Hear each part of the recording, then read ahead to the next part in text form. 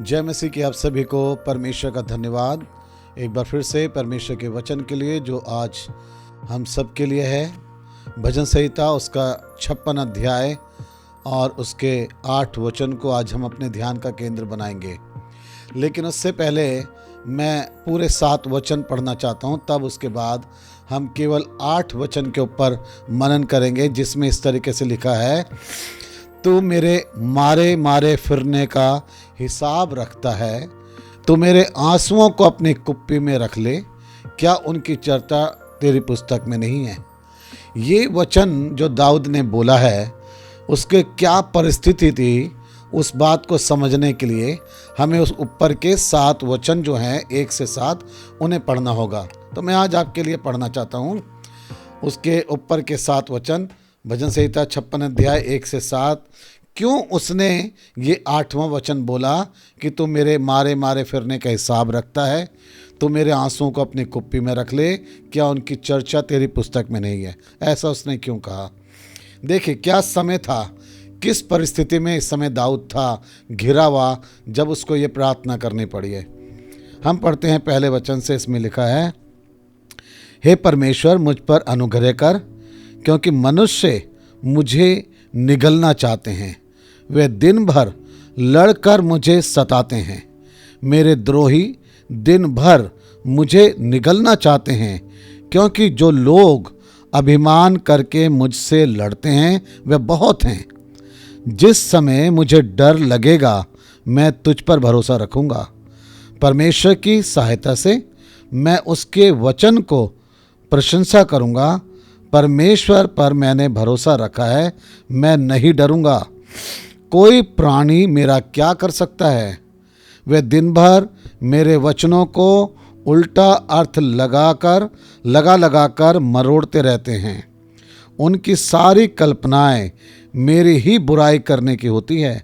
वे सब मिलकर इकट्ठा होते हैं और छिपकर बैठते हैं। वे मेरे कदमों को देखते भालते हैं, माने वे मेरे प्राणों की घात में ताक लगाए बैठे हों। क्या वे बुराई करके भी बच जाएंगे? हे परमेश्वर अपने क्रोध से देश देश के लोगों को गिरा दे। ये 7 वचन जब हम पढ़ते हैं तो दाऊद की प्रार्थना है। वो बोल रहा है परमेश्वर से कि जो उसके शत्रु, जो उसके विरोधी लोग हैं, क्या करते हैं, वो उसकी ताक में लगे हैं, उसको नष्ट करना चाहते हैं, उसे परेशान करना चाहते हैं, जिस वजह से दाऊद को बहुत इधर उधर भागना पड़ रहा है। दाऊद छिपता फिर रहा है और साथ में वो प्रार्थना कर रहा है। उसने कहा, जिस समय मुझे डर लगेगा मैं तुझी को पुकारूंगा। यही तो बहुत अच्छी बात है। जब आपको किसी बात का डर और भय लगे, आप परमेश्वर को पुकारिए, आप परमेश्वर पे भरोसा करिए। जिस बात को लेके भी आप डरते हैं, परेशान होते हैं। और तब जाके दाऊद ने ये प्रार्थना करते हुए 8वां वचन उसने बोला, तू मेरे मारे मारे फिरने का हिसाब रखता है, तो मेरे आंसुओं को अपनी कुप्पी में रख ले, क्या उनकी चर्चा तेरी पुस्तक में नहीं है।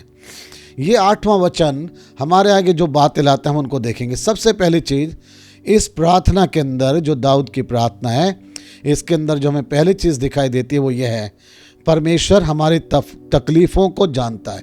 परमेश्वर हमारी सारी तकलीफ़ों को, परेशानियों को परमेश्वर जानता है। उसने कहा, तू मेरे मारे मारे फिरने का हिसाब रखता है। आप अपने आप को बचाने के लिए, अपनी सुरक्षा के लिए, अपनी तसल्ली के लिए, अपनी शांति के लिए आप क्या जतन कर रहे हैं, क्या प्रयास कर रहे हैं, कहाँ कहाँ दौड़ भाग कर रहे हैं कि किसी तरीके से आप इस मुश्किल, इस परेशानी से बच जाएं। इस बात को परमेश्वर जानता है। परमेश्वर आपकी तकलीफ़ों को जानते हैं। और तभी उसने कहा, तो मेरे मारे मारे फिरने का हिसाब रखता है। ये पहली चीज़, परमेश्वर हमारा सच्चा है।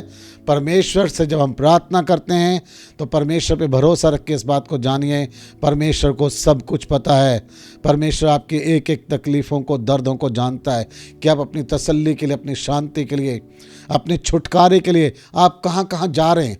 बीमारी से लड़ रहे हैं आप और चाहते हैं कि आप चंगाई पाएँ, उसके लिए आप कहाँ कहाँ जा रहे हैं, कितने जतन कर रहे हैं, परमेश्वर जानता है। दूसरी चीज़, परमेश्वर से वो प्रार्थना करके कह रहा है कि परमेश्वर तू मेरे आंसुओं को अपने कुप्पी में रख ले। मेरे परमेश्वर, ये मेरे आंसू बड़े कीमती हैं, इनको तू अपने पास रख ले।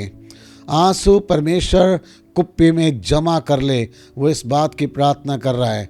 आप परमेश्वर के आगे जब रोते हैं तो परमेश्वर से आप यही प्रार्थना करें, हाँ परमेश्वर, सच में मैं चाहता हूँ मेरे आंसू जो गिर रहे हैं, हर दिन मुझे रोना पड़ रहा है, वो ऐसे व्यर्थ ना हो जाए परमेश्वर, बल्कि उन आंसुओं को तू परमेश्वर अपने कुप्पी में संभाल के अपने पास तू रख ले।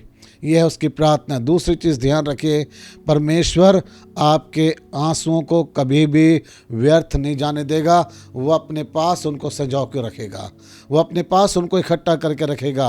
आप आज जिन बातों के लिए रोकर प्रार्थना कर रहे हैं, आप जिन तकलीफ़ों की वजह से आज आपके आंसू निकल रहे हैं, जिन परेशानियों की वजह से आज आप रोना पड़ रहा है आपको, ये रोना आपका कभी भी व्यर्थ नहीं जाएगा, क्योंकि परमेश्वर आपके एक एक आंसुओं का हिसाब किताब लेगा और परमेश्वर जो है वो आपको बहुत ब्लेस करेगा। आज शायद आपको रोना पड़ रहा है, लेकिन आने वाले टाइम में परमेश्वर इन आंसुओं के बदले में आपको एक बहुत अच्छा जीवन देने वाले हैं। हन्ना को रोना पड़ा, बहुत रोना पड़ा, बिलख बिलख के वो रोई है, लेकिन एक दिन उन आंसुओं का हिसाब किताब परमेश्वर ने पूरा कर दिया। उसको बेटा देके, बेटे की आशीष देके उसके आनंद को बढ़ा दिया। जितना अधिक उसको रोना पड़ा था, उससे कहीं अधिक परमेश्वर ने उसको आनंद दे दिया। आज वचन के सुनने वाले आप सभी से मैं कहना चाहता हूँ, इस दूसरी चीज़ को ध्यान रखें। इस दाऊद की प्रार्थना में परमेश्वर से कह रहे तो मेरे आंसुओं को अपनी कुप्पी में रख ले।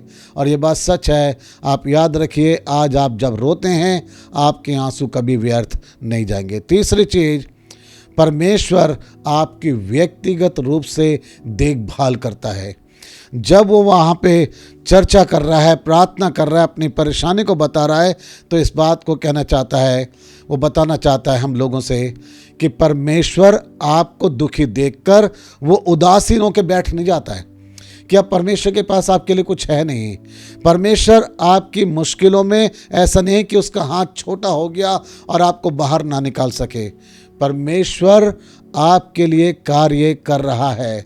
जिस दिन आप प्रार्थना करना शुरू करते हैं, उस दिन से परमेश्वर के हाथ आपके लिए काम करना आरंभ हो जाते हैं। आज हो सकता है शायद आपको परमेश्वर कार्य करता हुआ ना दिख रहा हो, आज हो सकता है शायद परमेश्वर के हाथ आपको नहीं दिख रहे हैं, लेकिन हमें विश्वास ये करना है कि परमेश्वर कार्य कर रहा है। परमेश्वर व्यक्तिगत रूप से आपकी देखभाल करता है। दाऊद ने भजन संहिता 23 में यही कहा, यहोवा मेरा चरवाहा है, मुझे कोई भी घटी नहीं होगी। चाहे मैं घोर अंधकार से भरी हुई तराई में होकर चलूं तो अभी मैं डरूंगा नहीं, क्योंकि तू मेरे साथ रहता है। याद रखिए, आज आप शायद तकलीफ में, आज आप शायद बड़े निराशा में और दुख में हैं, लेकिन अच्छी बात यह है ऐसे समय में भी आप प्रार्थना कर रहे हैं। दाऊद चारों तरफ से दुश्मनों से घिरा हुआ था, लोग उसको परेशान कर रहे थे, सारे विरोधियों ने एका कर लिया, कोई उसके साथ देने को तैयार नहीं था। लेकिन अच्छी बात यह है ऐसे समय में भी दाऊद प्रार्थना कर रहा था, क्योंकि वो जानता था परमेश्वर मेरा चरवाहा है, मेरी देखभाल करने वाला परमेश्वर है। व्यक्तिगत रूप से परमेश्वर आपकी देखभाल करता है। याद रखिए, परमेश्वर ने आपको नहीं छोड़ा।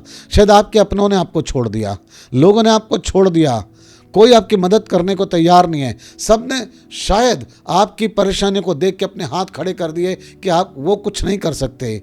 लेकिन आप इतने निराश मत हो जाइए कि आप सोचें कि परमेश्वर भी कुछ नहीं कर सकता। मैं आपको विश्वास दिलाना चाहता हूँ, परमेश्वर आज भी आपसे प्रेम करते हैं, वो आपके लिए कार्य करने वाले हैं, व्यक्तिगत रूप से वो आपका ध्यान रखने वाले परमेश्वर हैं। दाऊद की इस प्रार्थना के अंदर तीसरी ये बात हमें नज़र आती है। चौथी और अंतिम चीज़ जो हमें नज़र आती है इस प्रार्थना में, वह है दाऊद का विश्वास और ढांढस। यद्यपि वो बहुत मुश्किल और परेशानी में है, अच्छी बात यह फिर भी वो प्रार्थना कर रहा है। उसकी प्रार्थना के अंदर एक विश्वास और एक ढांढस है। आपकी प्रार्थना यही दिखाती है। जब आप प्रार्थना करते हैं पूरी तरीके से उसके ऊपर, जब आश्रित हो जाते हैं, निर्भर हो जाते हैं, जैसे दाऊद ने कहा यहोवा मेरा चरवाहा है, मुझे कोई घटी नहीं होगी, ये दर्शाता है कि अब आप पूरी तरीके से उसके ऊपर आश्रित हो गए, निर्भर हो गए, और परमेश्वर आपके लिए अब रास्ता बनाने वाला परमेश्वर है। आपकी प्रार्थना के अंदर विश्वास और ढांढस होना चाहिए।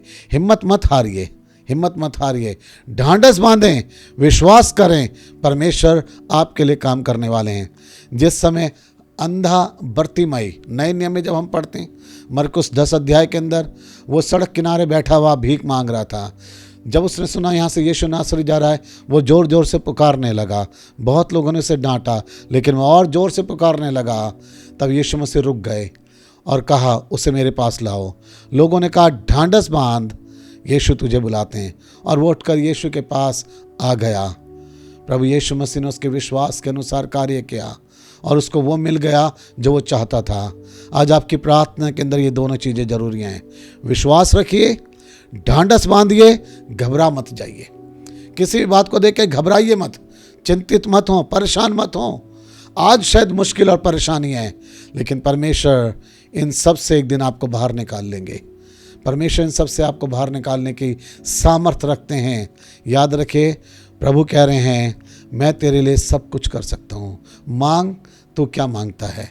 आप प्रभु से क्या मांग रहे हैं? उस अंधे बर्तिमाई से यीशु मसीह ने यही पूछा, तू क्या चाहता है कि मैं तेरे लिए करूँ? आज प्रभु को क्या बताने के लिए आप तैयार हैं? मेरे परमेश्वर, मैं ये चाहता हूँ, मेरे लिए तू ये कर।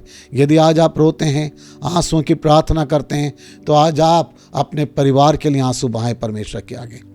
आज आप अपने जीवन के लिए आंसू बहाएं। आज आप अपनी परेशानियों के लिए आंसू बहाएं, अपने कलीसिया के लिए रोएं, प्रभु के आगे अपने हाथ फैलाएं। और प्रभु यही पूछ रहे हैं, तू क्या चाहता है कि मैं तेरे लिए करूं? क्या आप प्रभु को कहने के लिए तैयार हैं? हाँ परमेश्वर, मैं चाहता हूँ, मेरा दुख, मेरी परेशानी बहुत बढ़ गई, तो ही मुझे निकाल सकता है। प्रभु को पुकारें, वो आपको हर परेशानी में से बाहर निकालने की सामर्थ्य रखता है, क्योंकि वो आपका ध्यान रखने वाला सच्चा परमेश्वर है। परमेश्वर आपको बहुत ऐसे आशीष दे। हम लोग इस समय प्रार्थना करेंगे। हमारे परमेश्वर, धन्यवाद इस वचन के लिए। आपने दाऊद की प्रार्थना से हमें बताया है, जिस समय वो चारों तरफ से शत्रुओं से घिरा हुआ था और वो बोल रहा था, बता रहा था परमेश्वर कि मुझे किस तरीके से शत्रुओं ने घेर रखा है, मेरे विरुद्ध वो बातें करते हैं, एका कर लिया है, मेरी बातों को वो गलत तरीके से बयान करते हैं। जब उसने इस तरीके से अपने आप को देखा तो उसने कहा, जब मुझे डर लगेगा मैं तुझे पुकारूंगा। और परमेश्वर दाऊद ने आपको पुकारा, उसने कहा, मेरे आंसुओं को तू अपनी कुप्पी में रख ले। परमेश्वर सच में हमारे आंसुओं को अपनी कुप्पी में रख लेता है। उसको हमारा ध्यान, वो हमारा जानता है, मारे मारे फिरना, सब कुछ उसे पता है। परमेश्वर आपको हर परेशानी से बाहर निकाले, यही मेरी प्रार्थना है। परमेश्वर, हम आपके लोगों के लिए मैं ये दुआ करता हूँ, आज जो दुखी और परेशान हैं, किसी बात को लेकर चिंतित हैं, डरे हुए हैं, परेशान और घबराए हुए हैं, आप प्रभु ने हर परेशानी और मुश्किल में से बाहर निकाल लीजिए। हर एक के ऊपर अपनी दया करें, हर एक पे अपनी करुणा करें। धन्यवाद वचन के लिए। प्रार्थना प्रभु यीशु के नाम से मांगते हैं, आमीन। परमेश्वर आप सभी को बहुत ऐसे आशीष दे। यदि वचन आपको सच में आशीषित लगता है तो आप अपने तक मत रखिए, आप दूसरों को भी बांटिए, दूसरों तक इसको पहुंचाइए, ताकि वो भी आशीषित हो सकें। प्रभु आपके साथ हो, आमीन।